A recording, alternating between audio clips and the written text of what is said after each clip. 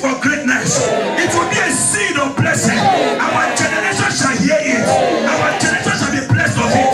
In the name of Jesus. You know what she said? How can this be? See that I know no man. How can this kind of thing happen? Okay, Angel, what you are saying has never been done. Listen, I have a doctor. His name is Dr. something Jerusalem. He told me that unless I sleep with Joseph, and me and Joseph, we have not finalized our marital plans, I cannot sleep with him. In short, you think that with what you have said now, I will not go and sleep with him tomorrow. I will not do. He said, look, you don't need a man. There is somebody here in your mind, you are thinking you need somebody. You don't need a man. You don't need a man. In your mind, you are thinking all you need is somebody's connection. Can I tell you tonight? You don't need a man. Can I tell you, you don't need a man. You don't need a man. For when God is concerned about the business of his children, he will make it happen in his own way. Receive your own in the name of Jesus. God said you don't need a man. You don't need a man. So I have come today to tell you, yes, sir, that you don't need a man. Yes. That was what God was saying in this scripture. And as I was looking at it, I was shouting. I said, God, are you saying that this woman will give her without a man sleeping with her? God said, yes. I said, God, I've not seen it before. I did biology. And in my biology, I had an A. And I can see that there needs to be a copulation. God said, no, with me, it's not so. Because I deal in impossibilities. I said, are you saying that there is no need for a 9-month gestation period? Say, no. All you need is my Holy Spirit to overshadow you. There's somebody here, the Holy Spirit will overshadow you tonight. What has not been done before in your generation, they begin to happen for you. They begin to happen for you. They begin to happen for you. They begin to happen for you. In the name of Jesus.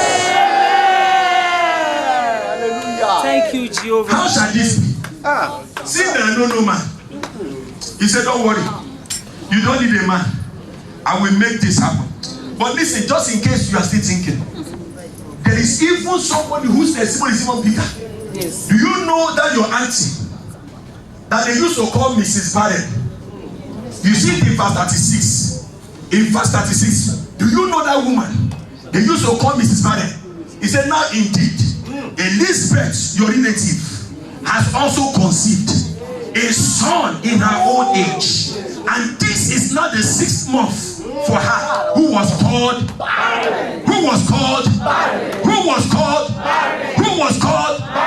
this woman was the wife of the anointed man of God. And every day Zachariah enters the temple to preach. When they are preaching, some people are not listening. What shall we say? Why you not listening? You see, why will I listen to that man? How can he come and be preaching? He can't even pregnant his wife.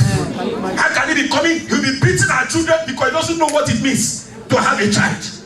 He doesn't know what it means to have a child. Look at the wife. Look at the way the wife has dried up. Look at this, she has dried up. And yet she'll be saying, train your children. Does she know what it means to train a child? Bible says that same disgrace that she was disgraced. The same disgrace she faced in church every day. The husband will preach from morning till night, trying to strengthen the life of men, and the wife was facing all manners of insult. God said, that woman that was called barren, people used to call her barren. She has become pregnant.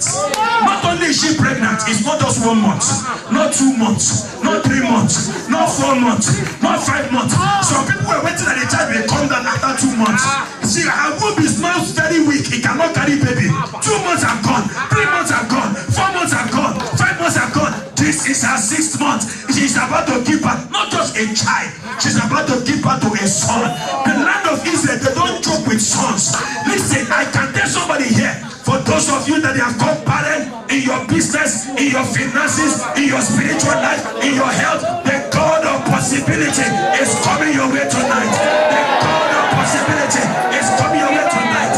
Not just for once, not just 2 times, not just 3 times, not just 4 times, but it shall be in multiple form. In the name of Jesus. That woman that they call barren, they say she doesn't have a child. They say she can't keep birth. They say she can't keep birth. Every day she will come. She will come to church. She will pray. Where is the result of your prayer? You will pray. Where is the result? In the morning, you will carry Bible. Can you Bible? Where is the results? Can I tell you today? Yes, sir. God is giving you a result to show to them. God is giving you a result to show to them. God is giving you a result to show to them. God is giving you a result to show to them. God is giving you a result to show to them. As I prepare to close, because I need us to pray. I need us to pray. As I prepare to close, can I tell you 5 things that will happen to you? Yes, sir. 5 things that will happen to you when the God of impossibility breaks forth into the life of a man. I see God saying, I'm going to wipe away the tears of men. God is saying, I'm going to change the situation of men. God is saying, I'm going to break forth into your family. God is saying, I'm going to break forth into your midst. God is saying, I'm going to break forth into your business. I'm going to change your situation. In the name of Jesus. 5 things. 5 things. The first thing God told me what He will do is that I'm going to open your heaven. Listen. God is saying, I'm going to open your heaven. Listen. God is saying, I'm going to do what? Matthew chapter 3. Matthew chapter 3. Verse 16 and 17. Matthew chapter 3. Verse 16 and 17. When he had been baptized, Jesus came up immediately from the water, and behold, the heavens were opened. What? You see, it was today when I was praying to God, the Lord took me back to this scripture to read. Today was the first time I saw what I've not been saying before. I've always seen it. This is one of my popular passages. I can use this to pray 20 prayer points when I want to pray the prayer of open heavens. It was not until this morning, just before I did devotion with my children and my wife, I saw this portion that the heavens were opened to him. Not just the heavens were open. Listen, that to him is very key. Nothing is as strong as that word to him. Every other thing you can cross over. One thing you must not cross over is to him. The heavens were open to him. To others, it was still closed heaven. Do you know you can be walking in the company of men who are experiencing closed heaven, but you open heaven? I will tell you what I mean. Because please, still leave this thing because we want to stay there. I don't know how long, but we'll stay here.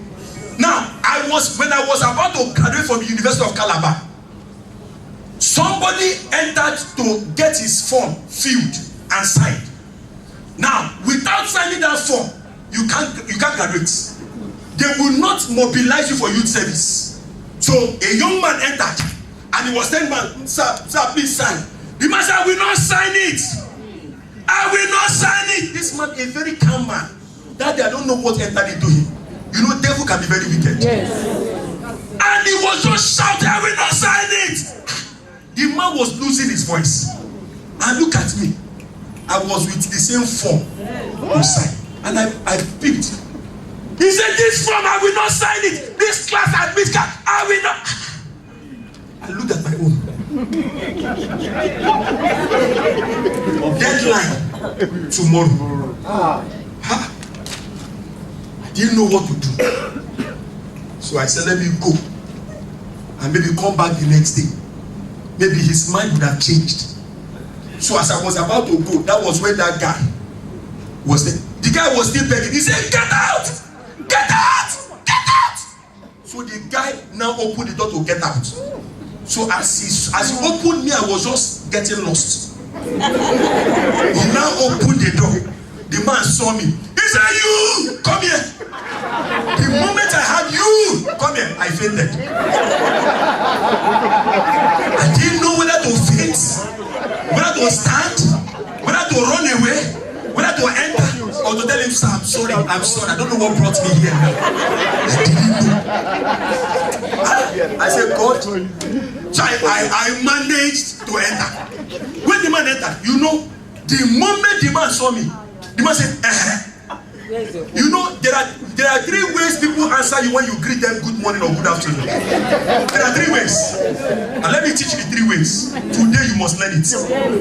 When you greet somebody, you say good morning or good afternoon, and the person answers you good afternoon back, you know that it is good.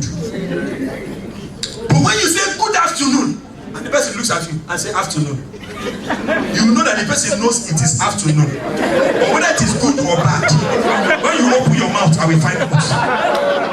Now, but when you greet somebody, good afternoon, and the person says, you know you're in trouble. So I greeted the man, I said, good afternoon. The man said, Modano. I said, today, not today. But trust me, I saw that scripture. He said the heavens were opened unto him. So I told myself quickly, for that man, his heavens were closed. Me, my heavens are open. I said, sir, I said to you again, good afternoon, sir.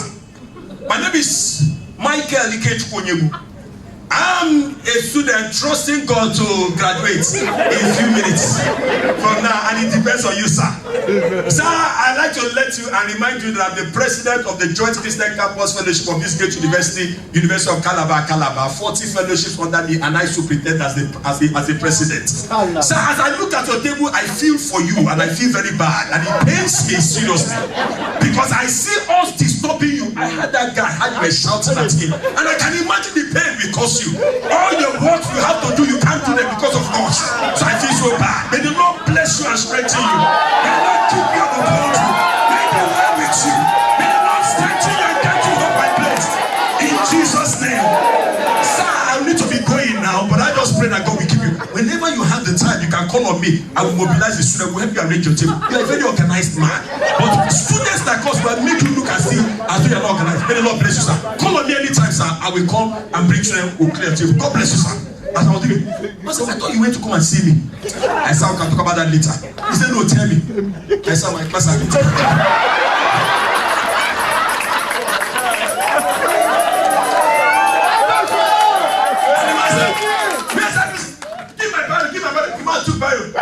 He's a good person. The man almost signed up and everything we must sign. Because the heavens were opened unto me.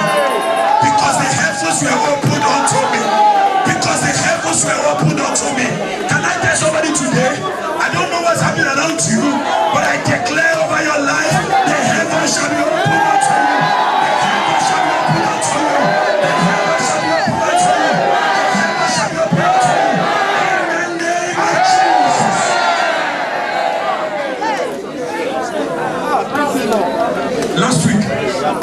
Last week I traveled to, and last week I made a short trip to Abeokuta. We needed to go and plant church. That's my passion. Let the word of God spread. So we went to plant church, and where we're going, come and see rain falling. I called them and said, look, what is keeping us is that rain is falling. They say rain. We are past Shagam bypass. It's many of us that know that area. We are past Shagam bypass. We're already on the home stretch to Abeokuta. Heavy rain. They say no rain. No rain. I said the rain here can't even allow us drive. We continue to drive until we got to a point. The rain just stopped. So if we go like this, no rain. If we just reverse just 1 second, we enter it. So we can stay and they will be beating us. So you can imagine if I was not with car. I would just be, when I enter the place, they'll say, Pastor, did you go to swim? You know the heaven can be closed against a nation. But just the next person by the side will experience open heaven. Yes. I'd like to tell somebody here. There is something you have been trusting the Lord to do in your life a very long time. And they have told you it's not possible. Government have told you the legislation cannot work. People around there have told you that nobody has enjoyed it before. Can I tell you, and under the unction of this meeting, it will happen. I say it will happen. I say it will happen. Go and mark my word. I said it will happen. In Jesus' mighty name. Amen. Number 2. Not only will you experience open heaven, you will experience what I call open gates. Sometimes some heavens are open, but the gates will be closed. And that is why this thing is level by level, stage by stage, principle by principle.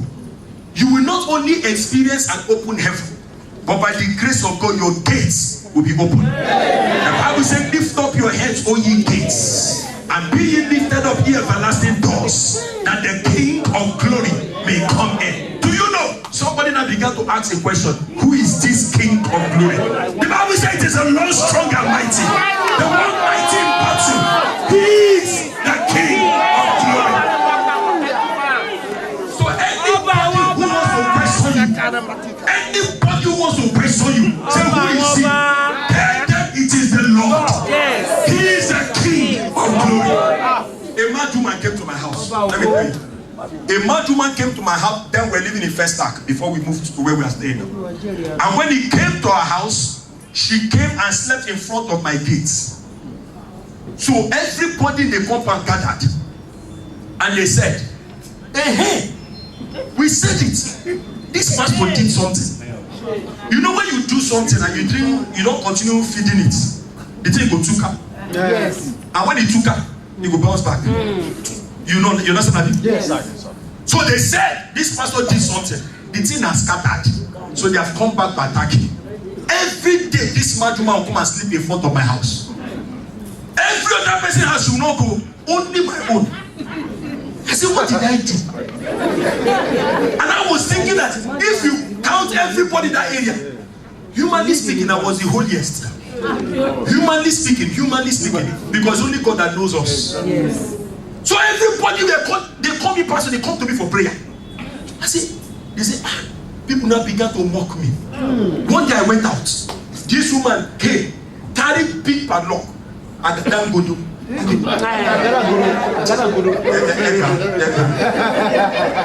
brought it and said she will close, she will padlock the. My wife was calling my husband. She has come. I said, she has come. What should I do? I don't have anointing to deal with mad people. She said she will padlock me inside. I said, it's better to padlock inside. When we come, we'll cut it. Therefore, how to enter into the house?